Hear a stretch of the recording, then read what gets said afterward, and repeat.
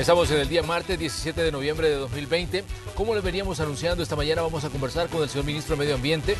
Estamos a la expectativa de lo que está ocurriendo con Iota, este fenómeno tropical que está afectando a la región centroamericana. Ya les mostrábamos en las últimas horas cómo comenzó a afectar a Nicaragua, ya está sobre territorio hondureño también y ha comenzado a dejar lluvia, sobre todo en algunos puntos del territorio nacional. Pero ¿qué puede pasar en las próximas horas? Hoy se lo vamos a contar aquí en este espacio de la entrevista, pero comencemos poniendo un poco de contexto de lo que está ocurriendo. El Salvador se encuentra bajo alerta roja ante la influencia del huracán Iota, que solo en horas, este lunes alcanzó la categoría 5, la máxima en la escala Saffir-Simpson, mientras se aproximaba a Centroamérica. El Centro Nacional de Huracanes de Estados Unidos informó que este huracán presenta vientos máximos sostenidos de 260 kilómetros por hora en su ruta hacia el noreste de Nicaragua y el este de Honduras. Ante esta situación de riesgo de lluvias que generará Iota en El Salvador, el Ministerio de Gobernación elevó el nivel de alerta de naranja a roja. Debemos incrementar los trabajos de mitigación, el monitoreo temprano de todas las zonas, el despliegue masivo de personal y las evacuaciones preventivas, ordenó este lunes el presidente de la República, Nayib Bukele, mediante su cuenta de Twitter. Según el pronóstico del Ministerio de Medio Ambiente y Recursos Naturales, Iota afectará al país con vientos y lluvia tipo temporal el martes y el miércoles. Sobre este tema conversaremos esta mañana con el ministro de Medio Ambiente, Fernando López. Bienvenidos a la entrevista de Hechos AM. Así es, estamos listos para conversar esta mañana con el ministro de Medio Ambiente, Fernando López. Ministro, qué bueno que puede acompañarnos. Sabemos que ustedes están atentos a lo que está ocurriendo con Iota y que tienen pues información importante para la audiencia de Noticiero Hechos. Un gusto que nos acompañen. Gracias, el gusto es mío. Bueno, sí, hemos estado monitoreando este sistema desde la semana pasada, de que se comenzó a formar como baja presión en la parte este del Caribe. Se comenzó a formar esta baja presión y bueno, pues ahora estamos teniendo los efectos de Iota. Como mencionabas al principio, lo que vamos a tener esta semana es un poco de viento este día. Sí. Se prevé bastante viento este día acompañado de lluvia. La lluvia ya comenzó de hecho en la zona oriental y se prevé que ya para la noche esté lloviendo en todo el país. Entonces, luego para mañana también lluvias tipo temporal. Y jueves pudiese disminuir la cantidad de lluvia, sin embargo se mantienen las tormentas aisladas para día viernes también. Entonces van a ser 3 días con bastante agua, ya sabemos lo que sucede. Nosotros una lluvia de 3 horas nos puede ocasionar pues diferentes consecuencias y en este caso pues estamos al final de la época lluviosa. Por lo tanto hacemos el llamado a seguir los pronósticos de medio ambiente y acatar cualquier disposición de la Comisión Nacional de Protección Civil. Ministro, hay puntos importantes respecto a Iota que se forma, digamos, como un fenómeno en el Caribe. Se comienza a monitorear, alcanza cuando se acerca a Centroamérica la categoría 5, que es la máxima en la categoría para evaluar huracanes. Luego llega allá a territorio centroamericano y según tenemos entendido ya se ha gradado a la categoría 1 y quizás ya hasta el próximo paso podría convertirse, digamos, en una tormenta o en una depresión tropical. Pero, digamos, para Centroamérica, esto no es extraño, que los fenómenos se conviertan en tormentas o depresiones cuando llegan y el problema está en el acumulado de lluvias que pueden dejar. Como tú lo dijiste, el huracán se degrada siempre que entra a tierra, pues el sistema se desorganiza, es decir, el sistema nos sigue trayendo lluvia, pero deja de tener tanto viento. Entonces eso es lo que está pasando. Vimos cómo el huracán se fortaleció los días pasados en el Atlántico, posteriormente ingresó a tierra y estamos viendo cómo van paulatinamente disminuyendo la velocidad de los vientos. Sin embargo, los estragos que pueda ocasionar el huracán no se han disminuido. De hecho, el sistema, ya habíamos previsto eso, el sistema se va a desorganizar y va a degradarse de un huracán a una tormenta tropical y posteriormente a una depresión tropical. ¿Qué significa eso para nosotros? Lluvia, muchísima lluvia. Se prevé que en estos 3 días puedan caer hasta 175 milímetros de lluvia. Ese es un aproximado. Obviamente estaremos informando diariamente la cantidad de lluvia que nosotros tengamos y también estaremos informando cualquier consecuencia que pueda existir. ¿Cuáles son las consecuencias? Bueno, primero los deslizamientos. Sabemos que la lluvia, estamos al final de la época de invierno. Tenemos un histórico de deslizamientos de tierra, también tenemos inundaciones, desbordamientos de ríos, en fin, hay una serie de consecuencias que nos traen estos fenómenos naturales. ¿Qué es lo que estamos haciendo como gobierno? Bueno, el gobierno comenzó a trabajar incluso la comisión ya estaba activada desde el huracán ETA. Hay una serie de albergues que están ubicados en todo el país. El Sistema Nacional de Protección Civil está totalmente en sintonía, todo el gobierno ha estado trabajando y no solamente el Ministerio de Medio Ambiente y Gobernación, es un plan de prevención a esta emergencia en el cual está involucrado absolutamente todo el gobierno, defensa, salud, educación. ¿Por qué? Porque somos altamente vulnerables, sabemos que nosotros somos sumamente vulnerables históricamente, hemos tenido diferentes catástrofes ocasionadas por fenómenos naturales, entonces nosotros no estamos esperando a que esto suceda para comenzar a actuar. Sino que el gobierno se activó desde el primer momento que se supo que venía este fenómeno para que nosotros pudiéramos pues prevenir. El fin último es la vida humana, o sea, nosotros no queremos pérdidas de vida humana. En el huracán ETA, por ejemplo, hubo un fallecido que desgraciadamente pues no acató las recomendaciones y fue un pescador, ¿no? Correcto, fue una persona que en alerta roja pues salió al mar y el mar pues él falleció ahogado en el mar. Pero ¿cuál es la fortaleza como gobierno? Es el trabajo en equipo y eso es lo que se está viendo ahora. Pues estamos nosotros como medio ambiente muy articulados, con gobernación, con protección civil y todas las instituciones que están trabajando de la mano para llevar pues seguridad y bienestar a la población. Ministro, cuando se habla de los niveles de vulnerabilidad, digamos, ustedes tienen ya identificados esos puntos que pueden ser considerados de riesgo para El Salvador. Por lo general siempre dicen ustedes, hemos identificado X cantidad de lugares donde puede haber una situación de peligro. Sabemos que El Salvador está saturado por la cantidad de lluvia que hemos tenido. Ha sido una temporada lluviosa, digamos, bastante copiosa, lo que significa que se ha recibido bastante cantidad de agua y esto pues hace que la situación se vuelva de mucho más riesgo con la llegada de un fenómeno como Iota. Sí, aquí hay varios temas. El primero es, obviamente, toda esta vulnerabilidad no ha sido causada en poco tiempo. Aquí vemos la consecuencia de años de negligencia de administraciones pasadas. Básicamente lo que se tiene es gente viviendo en condiciones de riesgo, a orillas de quebradas. No se han respetado los parámetros establecidos en los diferentes reglamentos. Aquí no vamos a ahondar en ese tema, pero por ejemplo, en el tema de tramitología ambiental no hay una regulación, no hubo una regulación tampoco en el tema de ordenamiento territorial, es decir, no hay un orden y una reglamentación en cuanto a las construcciones. Por lo tanto, pues tenemos un serio problema también de pobreza, que es lo que ha traído que la gente pues tenga que vivir en estas condiciones. Vemos lo que pasó en Nejapa, vemos lo que pasó en diferentes, no es la primera vez que suceden este tipo de situaciones. Entonces, ¿qué es lo que estamos haciendo nosotros? Bueno, nosotros estamos primero, obviamente, llevando la información de manera oportuna, como Ministerio de Medio Ambiente, como Observatorio de Amenazas, y segundo, pues el gobierno ya está trabajando no solamente para resolver la emergencia, sino también para que esto no vuelva a darse. Es decir, somos un país altamente vulnerable, somos un país en el cual un fenómeno de este tipo, una lluvia, no necesitamos tanta lluvia, de hecho, una lluvia de 2, 3 días, históricamente ha ocasionado inundaciones, ha ocasionado derrumbes, ha ocasionado deslizamientos de material. Entonces vemos incluso infraestructura ya existente como carreteras o como cárcavas que se generan en zonas urbanas. Es decir, estamos ante una situación bastante complicada en cuanto a nuestra infraestructura vial, que ya se está reparando. Sin embargo, pues esto es fruto de muchísimos años de negligencia.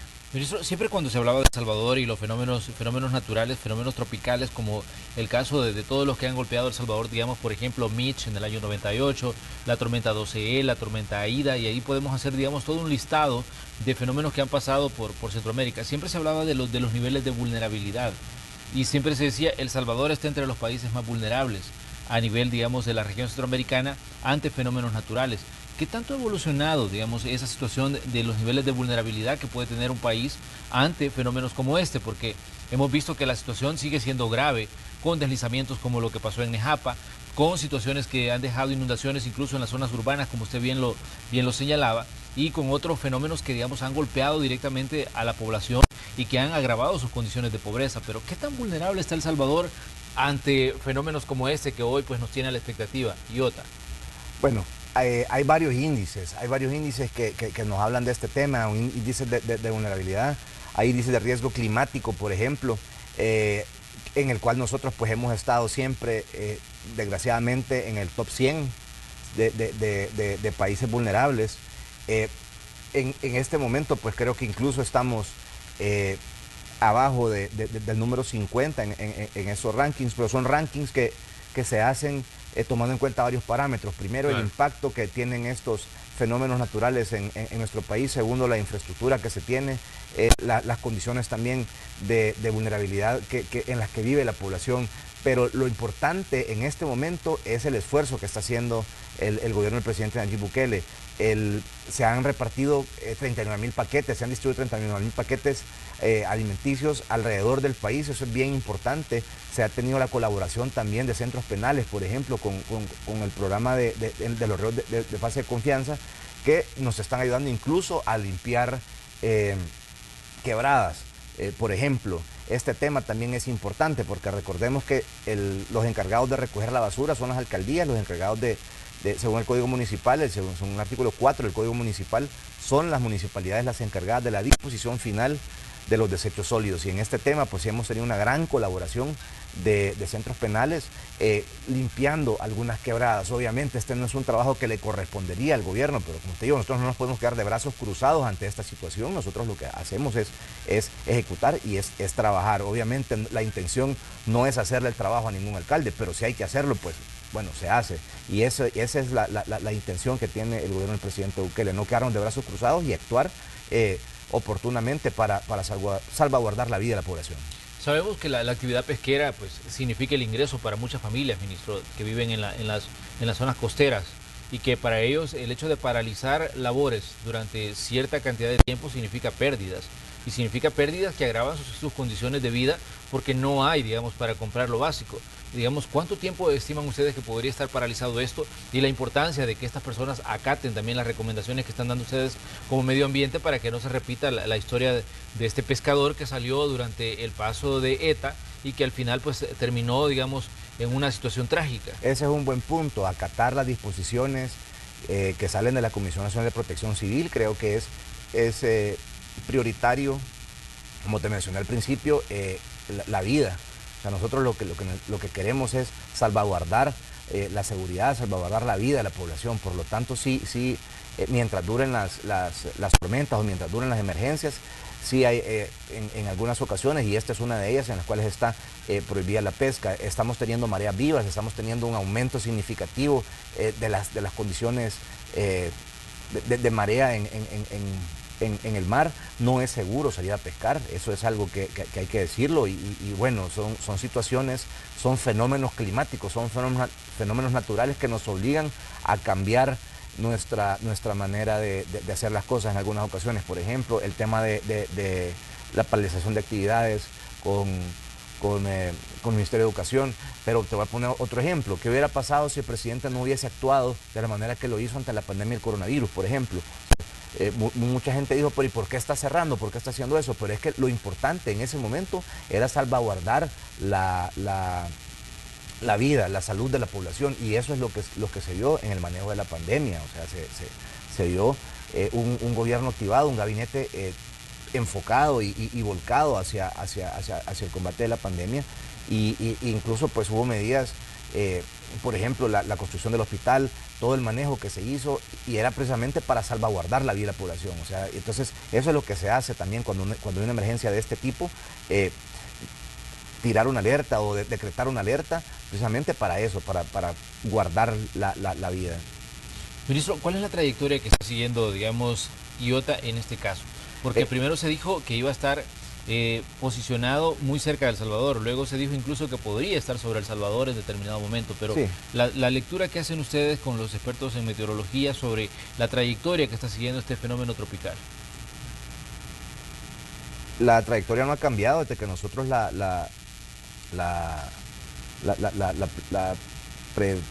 la vimos hace 2 días. Desde que la proyectaron sigue La igual. trayectoria ha tenido leves cambios, pero siempre la trayectoria fue del Océano Atlántico hacia nuestro país. Lo que ha ido cambiando un poco es el pronóstico en cuanto a el estatus de la tormenta en determinado día. Por ejemplo, estábamos, en un principio se veía que iba a entrar la tormenta como depresión tropical. Ahora sabemos que es bien probable que cuando el núcleo del sistema entre a El Salvador, será una tormenta tropical, no depresión tropical, o sea, sí. Y esto lo que nos va a traer es... Tendrá mucha fuerza todavía. Traerá mucha fuerza. Cuando los huracanes ingresan, cuando este tipo de ciclones ingresan a tierra, se desorganizan, es decir, la circulación que tienen de aire choca con la topografía, con las montañas, y eso hace que los vientos se puedan desorganizar de alguna manera. Sin embargo, el sistema sigue vigente, por lo tanto, el arrastre de agua que trae, el arrastre de nubes siempre lo va a traer. Entonces eso es lo que nos va a ocasionar a nosotros una lluvia. Entonces, ahora qué es lo que se está pronosticando, y es importante también ver el tema de cómo se pronostica. No solamente se pronostica si va a llover o no va a llover, es decir, nosotros informamos cuándo va a llover y a dónde va a llover, pero lo más importante es saber qué va a pasar cuando llueva. O sea, a dónde están los riesgos, a riesgos de deslizamientos, a dónde tenemos el riesgo de derrumbes, a dónde tenemos el riesgo de inundaciones, qué poblaciones son las más vulnerables ante este fenómeno en específico. Entonces, en este caso, pues eso es lo que se ha estado trabajando, y se cruzan todos estos mapas de riesgo que tenemos con la trayectoria de la tormenta. Entonces, repetimos, el pronóstico para este día pues son vientos, ya estamos sintiendo los efectos de los vientos. Hacemos el llamado para toda la gente que transita por nuestras calles, por nuestras carreteras, que debemos tomar las precauciones del caso. Hay riesgo de caída de elementos publicitarios, por ejemplo, riesgo de caída de árboles también, y esto se va a acrecentar también con la llegada de la lluvia más tarde este día. El día de mañana igual tenemos lluvia, el jueves pudiese disminuir la cantidad de lluvia, ya no sería tal vez tipo temporal, pero sí lluvias aisladas en todo el país. Entonces, lo importante del pronóstico es ese, no solamente decir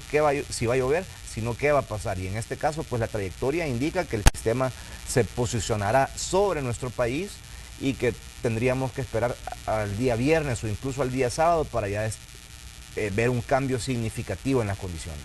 Ministro, también teníamos reportes de que se estaba monitoreando otro sistema en la zona del Caribe, y ya incluso se le ha bautizado como Capa. Y entonces, sí, ¿tienen ustedes datos sobre esto también? Porque obviamente venimos de ETA, pasamos a IOTA y ahora estamos pendientes también de otro. Todavía no se ha bautizado, todavía no tiene todavía no se ha denominado, se denominan hasta que ya son un sistema ciclónico, ya una tormenta tropical o un huracán. Se llamaría Capa, claro. Se está utilizando el alfabeto griego, en esta serie de tormentas. Es un sistema que está ubicado igual en la parte en la parte este del Caribe. Se está dirigiendo hacia el oeste. Es un sistema que se está organizando, tiene un par de días de estarse organizando, y la trayectoria preliminar no indica que pasaría sobre nuestro país, sino que indica una trayectoria un poco más al suroeste, probablemente hacia Costa Rica o hacia Panamá. Nosotros vamos a estar informando los efectos que pudiera tener esta tormenta o este huracán si llegase a formarse. Por el momento no tiene nombre todavía. El nombre de Capa sería si se llegase a formar. Obviamente estaremos pendientes de esto. Estas es información que va cambiando a diario, claro. Son sistemas que van modificándose a diario. Ya cuando el sistema se organiza, por ejemplo, en el caso de IOTA, sí ya podemos tener un pronóstico un poco más estable para todos los días en los que dura el sistema. Pero la población, de lo que sí puede estar segura, es que nosotros estamos monitoreando 24 horas y vamos a tomar todas las medidas necesarias para prevenir cualquier desastre ocasionado por este fenómeno natural. Pero eso, tenemos, digamos, una serie de fenómenos que han estado afectando a Centroamérica en estos últimos días, pero hay una explicación a nivel meteorológico de lo que está ocurriendo, porque cada vez, digamos, es más intensa las temporadas de tormentas, las temporadas de huracanes, porque de pronto, digamos, vemos que Centroamérica está en la trayectoria de estos fenómenos y algo que no veíamos, digamos, de forma tan constante, porque si vemos cuando pasó Mitch dejó mucha lluvia y no afectó directamente a El Salvador, pero sí dejó, digamos, un problema serio en cuanto a daños. De ahí vemos la tormenta 12E, la tormenta Ida, y hay una cantidad de fenómenos que han golpeado, pero ahora vemos uno tras otro los fenómenos. Sí, el tema del, por ejemplo, hoy que mencionas el efecto que tienen las tormentas, te voy a poner un ejemplo. ETA no pasó directamente sobre El Salvador, o sea, la tormenta ETA pasó directamente sobre Honduras, pero nosotros no necesitamos tener una tormenta directamente sobre nosotros para sentir sus efectos. Claro. Muchas veces los efectos de las tormentas, mencionaste Mitch, mencionaste Ida, la 12E, etcétera, son tormentas que están ubicadas tal vez no encima, no es el caso de todas ellas, pero claro, hablando en términos generales, muchas veces no son tormentas que están ubicadas directamente sobre nosotros, sino que son tormentas que están ubicadas tal vez al norte de nuestro país y lo que hacen es modular la zona de convergencia intertropical, que es una serie de nubes que al final son las que nos traen el arrastre de humedad del Pacífico y nos ocasionan temporal. Entonces, como te repito, nosotros no necesitamos tener un huracán encima de nosotros para sufrir un desastre, severo, sino que puede ser una tormenta que nos esté trayendo la zona de convergencia intertropical. Estábamos viendo el día de ayer el análisis y sí, noviembre generalmente es un mes en donde ya casi no hay tormentas. Tuvimos el ejemplo de Mitch, que sí fue en noviembre, fue en los primeros días de noviembre. Tenemos ahora el ejemplo de ETA también, que fue en los primeros días de noviembre, pero generalmente las tormentas ocurren en el mes de octubre. ¿Qué está pasando ahora y por qué vemos las tormentas desarrollándose como si fuese, bueno, el mes de septiembre? Ahora, pues esto es cambio climático, esto es una situación en la cual las tormentas se alimentan de agua, de la temperatura del agua, es decir, el mar todavía tiene la temperatura ideal y las condiciones meteorológicas en noviembre, en este momento, pues son idóneas para que este tipo de sistemas se formen. Entonces estamos viendo cada vez que estamos teniendo tormentas cada vez más frecuentes y más tarde en el año. Digamos, la temporada de lluvias de este año pues está proyectada que sea una de las temporadas con más lluvia. Vamos a tener al final de ella la información ya y todas las estadísticas y vamos a poder hacer un comparativo de los promedios anuales que hemos tenido de lluvia, pero sí nosotros vamos a seguir teniendo estas tormentas cada vez más frecuentemente todos los años. Entonces, ¿qué nos queda? Pues tenemos primero prepararnos, hay que mitigar, hay que adaptarnos también a esto que está sucediendo y tenemos que tomar acción. ¿Cómo estamos tomando acción? Bueno, primero, en el tema del manejo de la emergencia como gobierno, pues obviamente se hace todo lo que ya te comenté. Estamos en el tema de los albergues, en el tema de la prevención, en el tema del reparto de canastas. Todo el gobierno está activado, pero también como ciudadanos hay muchas cosas que podemos hacer. Por ejemplo, tratar de reforestar, cuidar el agua, cuidar nuestros recursos naturales, y también como gobierno tenemos varios programas en los que estamos hablando de la reforestación, porque es importante. La reforestación a nosotros, ¿de qué nos sirve? Pues tiene varias funciones, pero una de las funciones principales es mitigar, es poder contener los efectos de las lluvias, prevenir deslizamientos de tierra, es decir, son varias cosas que se pueden hacer, pero lo importante, y creo que es lo que tenemos que recalcar en este momento, es el trabajo que está haciendo el gobierno para el manejo de la emergencia. El fin último es proteger la vida humana y así se está trabajando. Muy bien, vamos a hacer una pequeña pausa comercial. Conversamos hoy, martes, conversamos con el ministro de Medio Ambiente sobre esta situación que nos mantiene a la expectativa y que tiene al país también en alerta roja, esta tormenta Iota, pues ahora este fenómeno conocido como Iota, que está sobre Centroamérica y que está pues generando pues mucha lluvia ya en algunas partes del territorio centroamericano. Hay advertencias sobre posibles deslizamientos en la zona de los volcanes. Ya vamos a conversar con el ministro sobre esto. Le pedimos a usted que siga con nosotros. Regresamos enseguida.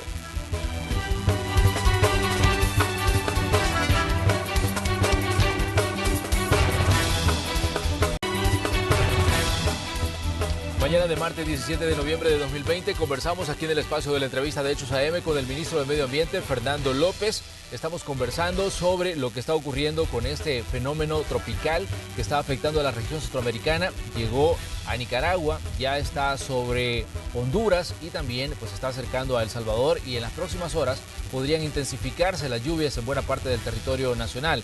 Ministro, ¿ha habido advertencias o hay posibilidades de deslizamientos en la zona de los volcanes? Porque obviamente esa es una de las interrogantes que tiene pues mucha gente, y sabemos que hay familias que residen en las faldas de los volcanes en El Salvador. Ya vimos lo que pasó con Nejapa hace unos días, donde pues hubo un deslizamiento del Cerro El Picacho que al final terminó pues en una tragedia. Pero ¿qué datos tienen ustedes sobre, digamos, esta situación? Porque estaba viendo que la Universidad de El Salvador estaba advirtiendo sobre la posibilidad de deslizamientos en el volcán de San Vicente, pero ¿qué datos tienen ustedes como medio ambiente? El pronóstico que se emite siempre tiene, lo primero que se menciona es la amenaza. Como te menciono, el pronóstico no solamente tiene el componente de meteorológico, sino que el componente de impacto. Claro. En ese sentido, creo que el pronóstico ha sido muy acertado, y lo primero que se dice es el énfasis a dónde serán estos impactos. Se menciona cualquier sitio o cualquier lugar donde haya topografía pronunciada. Esto es volcanes, cerros. Se hace énfasis en la cordillera volcánica central, en el norte del país también, donde hemos tenido lluvias,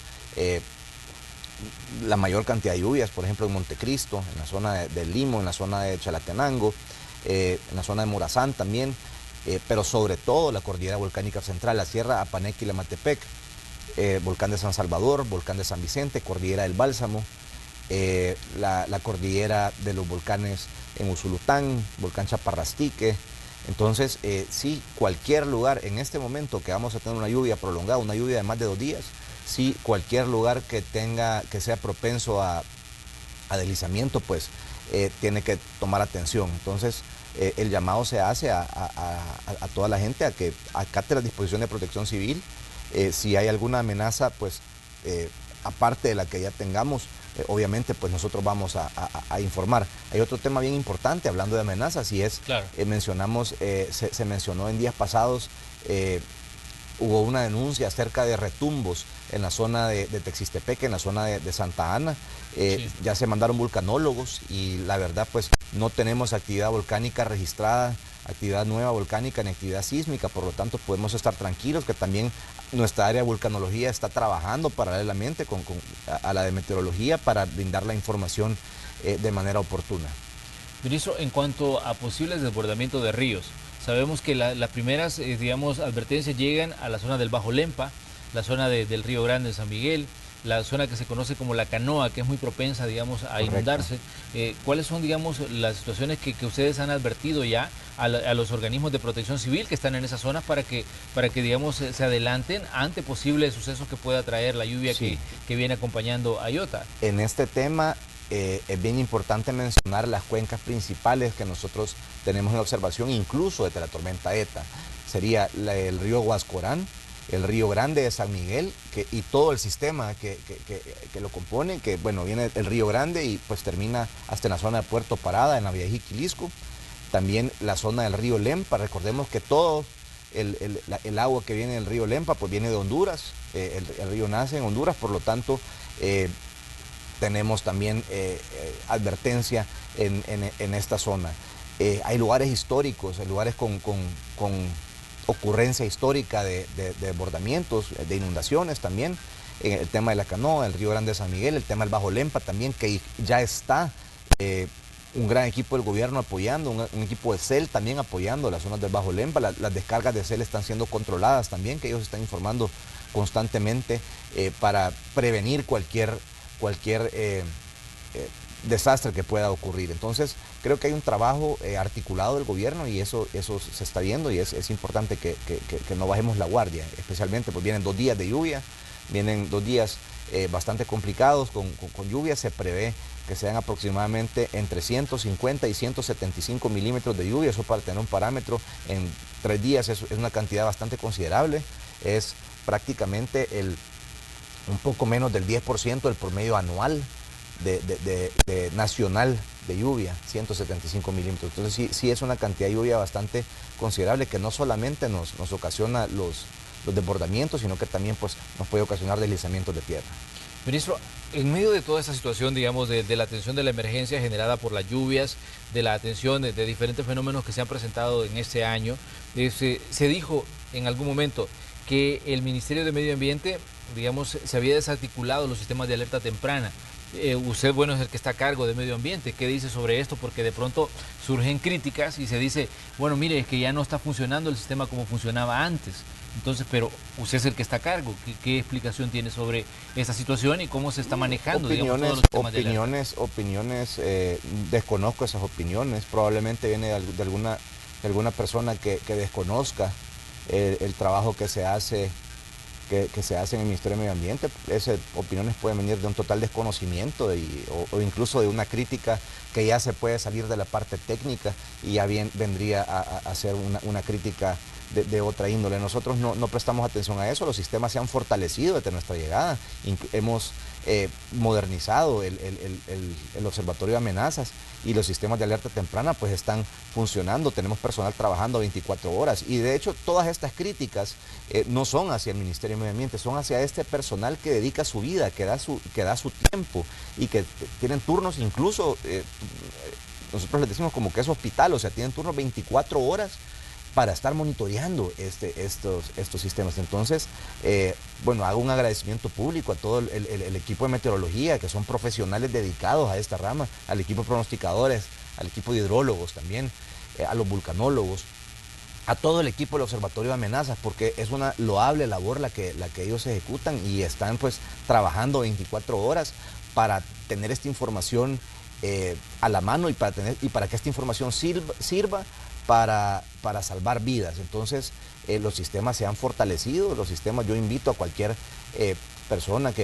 cualquier crítico que pueda llegar a las instalaciones del Ministerio de Medio Ambiente, pueda conocer cómo trabaja nuestro Observatorio de Amenazas. Es un sistema y son sistemas de última generación, pues, y estamos trabajando para mejorar no solamente lo que se ve, pues obviamente son los equipos de cómputo, las pantallas, pero también para mejorar todo el equipo técnico que está en campo, el sistema de radares, el sistema de estaciones telemétricas y el sistema y todos los convenios internacionales. Es importante también mencionar los convenios internacionales que se tienen para tener acceso a esta información y para que nosotros como Observatorio de Amenazas podamos alimentar las bases de datos a nivel mundial. Entonces es importante resaltar el gran trabajo que realizan todo el equipo de profesionales en el Observatorio de Amenazas del Ministerio de Medio Ambiente. Ahora bien, ministro, ¿cómo está el tema presupuestario para medio ambiente? Porque también han salido varios artículos donde se habla de que para 2021 se reduce, por ejemplo, el presupuesto para el monitoreo de riesgos y amenazas. Entonces, pero como decíamos, usted es el encargado de la cartera y el que está manejando esos datos. Como te digo, es todo lo contrario a eso. No sé de dónde han sacado esos datos, porque en la partida presupuestaria que fuimos a defender incluso la semana pasada a la Asamblea, viene más presupuesto. Y hay una partida específica, hay un rubro específico para el Observatorio de Amenazas. Como te digo, la prioridad, la estamos viendo en este momento, es precisamente modernizar y tener los sistemas en línea para poder tener la información a la mano. Entonces hay una partida específica que viene para el Observatorio de Amenazas, así como vienen partidas específicas para varias cosas que no se habían hecho en administraciones pasadas. Estamos incluso tomando en cuenta saneamiento de minas abandonadas, que no nos correspondería a nosotros, pero sin embargo lo vamos a hacer porque hay afectaciones directas a la población. Entonces tenemos también partidas presupuestarias específicas para el manejo de nuestras áreas naturales protegidas, para manejo de vida silvestre. Tenemos partidas presupuestarias para proyectos de reforestación, de educación ambiental, es decir, y pues es un hito histórico realmente, porque el presupuesto solicitado este año, el presupuesto que esperamos que los señores diputados pues tengan bien aprobar, es casi el doble de lo que se solicitó el año pasado. Entonces creo que, como te repito, tal vez hay un desconocimiento o es una crítica sin fundamentos la que estamos viendo. Lo que sí te puedo asegurar es que nosotros estamos comprometidos con la modernización del Ministerio de Medio Ambiente, porque esto nos va a garantizar que en una emergencia como esta que estamos teniendo en este momento, pues nosotros tengamos la información a la mano. ¿Y qué sucede si nosotros tenemos la información correcta? Pues esto va a salvar vidas y nosotros vamos a seguir como gobierno obviamente articulados y vamos a ir trabajando, vamos a seguir desplegados en todo el país. Hemos visto incluso cómo el gobierno ha llevado ayuda a los países vecinos, ha sido una ayuda que ha sido agradecida pues por mucha gente. Pero es importante mantenernos alerta y los sistemas del Ministerio de Medio Ambiente pues van a estar actualizándose constantemente, tengan la garantía que vamos a seguir modernizando estos sistemas y vamos a seguir trabajando para brindar la información de manera oportuna. Hacemos el llamado a la población también para que esté atento a todos estos pronósticos, para que esté atento a toda esta información que estamos dando a través de los canales de información oficiales. Eso es bien importante y ustedes los medios también cumplen una labor fundamental en ayudarnos a comunicar esto. Ahora con el acceso que tenemos todas a las redes sociales hemos visto también de que a veces empezamos a compartir imágenes y se comparten y la imagen meteorológica pues obviamente un meteorólogo, un profesional puede sacar información de ahí, pero nosotros como ciudadanos pues a veces al no conocer estos mapas podemos malinterpretarlos, entonces creo que es importante también informarnos y para eso estamos nosotros. Hay un equipo 24 horas comprometido, un equipo de profesionales, es gente muy capaz, gente que especialista en cada una de las áreas, en hidrología, en meteorología, en pronóstico, en vulcanología, geología, etcétera. Entonces creo que toda esta información pues se cruza y al final es lo que hace tener un observatorio integral que pueda ayudar a pronosticar y a salvar vidas. Ministro, ¿cómo está la coordinación, digamos, con las municipalidades? Sabemos que los sistemas de protección civil pues corresponden mucho a las municipalidades. Digamos, con qué celeridad se está llevando la información a ellos para que puedan hacer las advertencias y puedan hacer las evacuaciones pertinentes en los lugares donde puede haber algún tipo de riesgo. Porque decíamos, el medio ambiente pues estudia todos los fenómenos, pero tiene que mandar la información, en este caso, a los órganos ejecutores, que son, digamos, el resto de instituciones del gobierno y también las municipalidades que tienen que intervenir directamente en el terreno. Nosotros como medio ambiente somos parte de la Comisión Nacional de Protección Civil, entonces nosotros trabajamos directamente con la Comisión Nacional de Protección Civil, presidida por el ministro Mario Durán, y lo que se hace pues es, como tú dices, brindar la información en el momento que suceda. Si tenemos alguna información, incluso hay varios sistemas de comunicación, obviamente electrónico, por teléfono, pero también está el radio. En caso que falle cualquier otro sistema, pues tenemos ese backup con el tema del radio. Y lo que se hace pues es activar a todas las comisiones nacionales de protección civil alrededor de todos los 14 departamentos. Se está trabajando también con el sistema de gobernadores, se tienen los gobernadores departamentales trabajando en función de esto pues.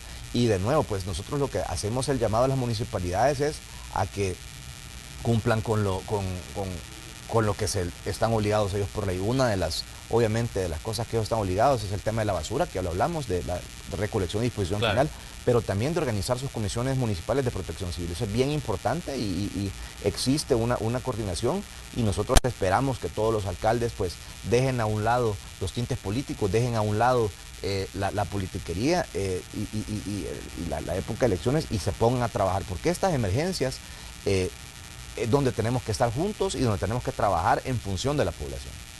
Ministro, cambio climático, se ha dicho que esta es una realidad y que muchos gobiernos pues no están haciendo los movimientos que deberían para enfrentar el cambio climático. En el caso de El Salvador, digamos, ¿cómo se está enfrentando esto desde el Ejecutivo, considerando que todo lo que estamos viendo también depende mucho de este fenómeno conocido como cambio climático? Todos esos, digamos, movimientos que estamos viendo en el medio ambiente, esas situaciones que están dando un giro, implica pues que los gobiernos trabajen en los sistemas de alerta, que trabajen en los sistemas de prevención. En el caso de El Salvador, digamos, ¿cómo está funcionando esto?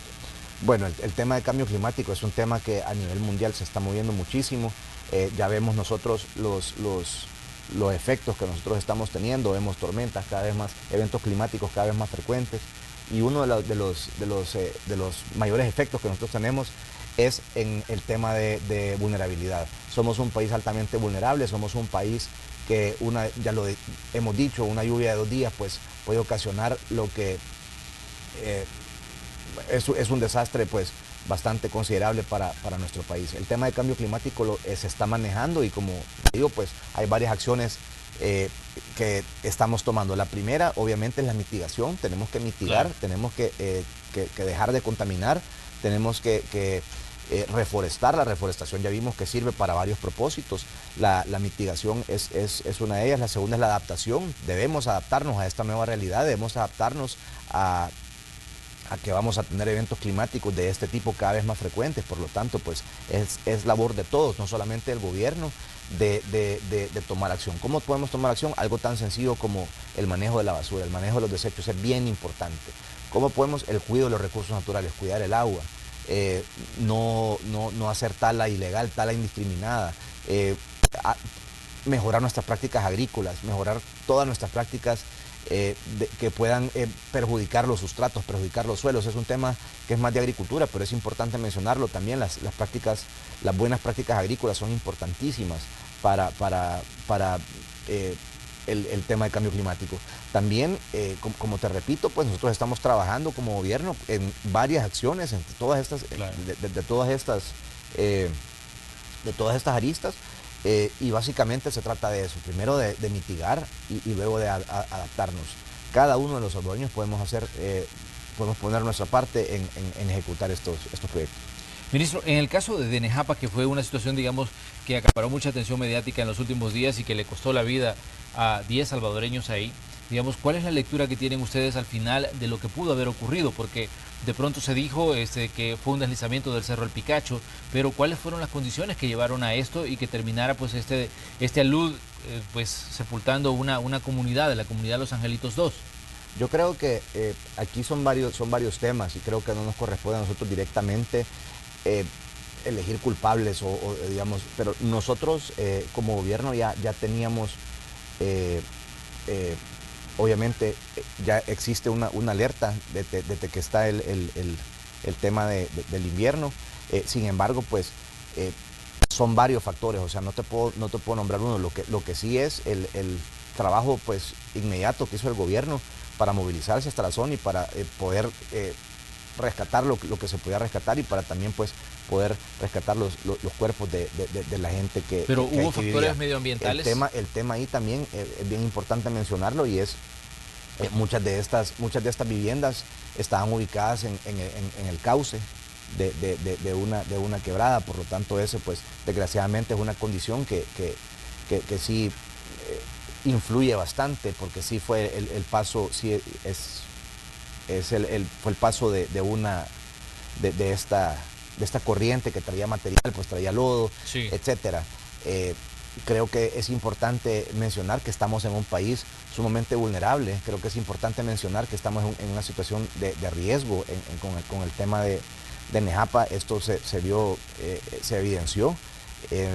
Lo que sucedió ahí pues fue un desprendimiento de material de la zona alta del Picacho que pues obviamente pues tuvo un efecto de bola de nieve. De bola de nieve que se fue pues, haciendo cada vez más grande y hubo también, se está investigando obviamente si hubo intervención humana también, aunque hubo un cauce que estaba tapado, obviamente se tapó por la misma cantidad de escombros que traía, pero también eso pudiese haber ocasionado este derrumbe. Creo que esto es algo que pasa a la historia y que obviamente pues nosotros estamos trabajando para que no se vuelva a dar. Eso es lo importante. Creo que todas estas lecciones que nos va dando la naturaleza y una de ellas pues obviamente es no tener los asentamientos humanos en el cauce de las quebradas. Es que, ministro, esta es una situación un tanto complicada. Si hablamos de los asentamientos urbanos cerca de las faldas de los volcanes, el volcán de San Salvador es uno de los que tiene quizás la mayor cantidad de gente asentada en sus faldas y muchas veces uno se pregunta qué tanto riesgo hay ahí donde se está construyendo complejos habitacionales de todo tipo. No solo tenemos situaciones como la que pasó en Nejapa, donde era, digamos, una comunidad, pero hay otras zonas que son zonas residenciales que se están desarrollando en las faldas del volcán. Y uno se pregunta qué tanto riesgo se corre con esto, digamos, que pasó en Nejapa, en que puede haber otro desprendimiento. Nosotros tenemos una ciudad, nuestra ciudad capital, pues está en el Valle de las Hamacas. Estamos nosotros viviendo en situación con topografía irregular. Creo que eso no es nada nuevo para nosotros. Existen diferentes asentamientos humanos y creo que aquí es lo importante mencionar la importancia que tienen los permisos y las licencias ambientales que nosotros damos. Creo que hay una falsa concepción de que los permisos ambientales, al no dar los permisos ambientales, nosotros estamos protegiendo el medio ambiente. Por lo contrario, nosotros hemos evidenciado con todas estas catástrofes que nosotros hemos tenido, con todos estos desastres que han sucedido, la falta de regulación ambiental nos ha ocasionado todas estas cosas. Vamos a poner el ejemplo de Nejapa, por ejemplo. Vamos a poner el ejemplo hay diferentes residenciales, no en la capital, pero en otros lugares de El Salvador, que incluso están sirviendo aguas contaminadas a comunidades río abajo, y esto es debido a que claro, no cuentan con los permisos ambientales. Tenemos muchísimas empresas también que son muy responsables y que están cumpliendo con todos los reglamentos técnicos de aguas residuales, pero también existen otras entidades que no están cumpliendo con esto. Entonces creo que la importancia y la regulación ambiental es esa, es estar controlando y sabiendo qué es lo que se está haciendo, conocer las intervenciones que se estén haciendo alrededor del país y que todas estas intervenciones pues estén cumpliendo con la reglamentación ambiental. Pero acá tenemos un histórico de un irrespeto a todos los reglamentos, y no solamente a la ley de medio ambiente, sino que a los reglamentos de cultura, de ordenamiento territorial, a los códigos de construcción. Tenemos una serie de temas que no son de este año, es decir, son temas que vienen de muchísimos años y que nosotros lo que estamos haciendo es precisamente trabajando para que no vuelva a suceder. El tema de los permisos ambientales es sumamente importante porque ayudan a regular claro, que no sucedan estas cosas. En los permisos ambientales se regula, por ejemplo, las aguas, a dónde van a dar, se regulan el tema el uso de la tala, se regula también el tema de la huella que va a tener el inmueble. Es decir, hay muchísimos factores que están regulados dentro de la licencia o del permiso ambiental. Entonces creo que es importante que estemos regulados todos. Ministro, estamos llegando al final del espacio de la entrevista, pero me gustaría que se dirigiera pues a la gente que está ahí sintonizándonos esta mañana respecto al tema que pues nos mantiene a la expectativa. Decíamos IOTA, lo que significa para El Salvador. Ya hablamos pues largo y tendido sobre estos puntos, pero hay que hacer énfasis en algunos elementos que consideramos importantes, sobre todo en el factor prevención, y que mucha de esa prevención depende también de la actitud que nosotros tomemos a la hora de evaluar los riesgos que corremos, ya sea en nuestras casas o en las labores que desarrollamos a diario, como es el caso, por ejemplo, de los pescadores. Bueno, hacemos el llamado y repetimos el pronóstico viento este día, viento con lluvia. Comienzan hoy por la tarde, noche, las lluvias tipo temporal que vamos a estar teniendo durante este día, mañana y hasta el día jueves. De día jueves a día viernes esperamos tener ya una transición a que finalice el temporal. Sin embargo, siempre vamos a tener lluvias aisladas en diferentes puntos del país. Esto debido a la influencia del sistema que todavía vamos a tener directamente sobre nosotros.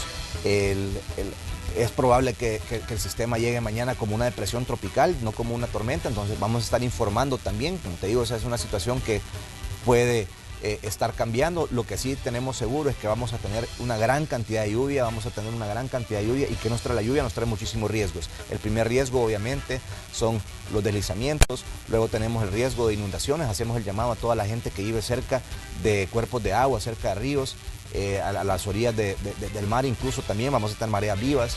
Hacemos el llamado también a la pesca. No nos arriesguemos de manera innecesaria. También si llega la Comisión Nacional de Protección Civil y si hay una evacuación, no nos arriesguemos quedándonos en casa pensando que la tormenta va a pasar sin hacer daño. Esto ya ha sucedido en ocasiones anteriores y no queremos repetir que se repita ninguna tragedia. Entonces, básicamente estar pendientes de los pronósticos generados por el Observatorio del Ministerio de Medio Ambiente, que, como te digo, es un equipo comprometido, es un equipo que trabaja 24 horas, es un equipo que está siempre al pendiente de la población. Ellos están tras bambalinas, ellos no salen muchas veces en pantalla, pero sí es un equipo grande que está detrás de cualquier pronóstico. Cada mapa, cada pronóstico, cada gráfica que nosotros publicamos tiene un equipo grande detrás de él, y es información que viene interpretada, es decir, el mapa por sí solo tiene información, pero se complementa con todo el comentario y cómo se adapta y cómo impacta esa información en el territorio nacional. Entonces, no nos dejemos engañar por publicaciones malintencionadas o por información malintencionada en redes sociales, que lo único que buscan es crear pánico tampoco. Nosotros lo que estamos brindando es la información así como viene, así como es, porque la información es la que nos va a ayudar, como te digo, y el fin último que tenemos es la vida humana. Muy bien, ministro, le queremos agradecer, le deseamos que tenga pues éxito en sus labores y vamos a estar pendientes de la información que publique el Ministerio de Medio Ambiente, los expertos que trabajan junto a usted y también de los datos que usted pueda publicar en determinado momento. Gracias. Ministro. Vamos nosotros a una pausa comercial, pero le recordamos que usted también puede evaluar la situación de donde usted vive, si vive a la par de un paredón, y vea las posibilidades de un deslizamiento, si vive a la orilla de un río, como ya se le mencionaba, evalúe las condiciones en las que esta situación se encuentra y pues hacer las evacuaciones pertinentes antes de que pueda ser demasiado tarde. Recordemos que Iota va a dejar mucha lluvia en la región centroamericana y El Salvador pues está en su ruta. Y esto también indica que vamos a tener mucha lluvia en el territorio nacional en los próximos días. Vamos a la pausa, regresamos con más de Noticiero Hechos. Continúe con nosotros.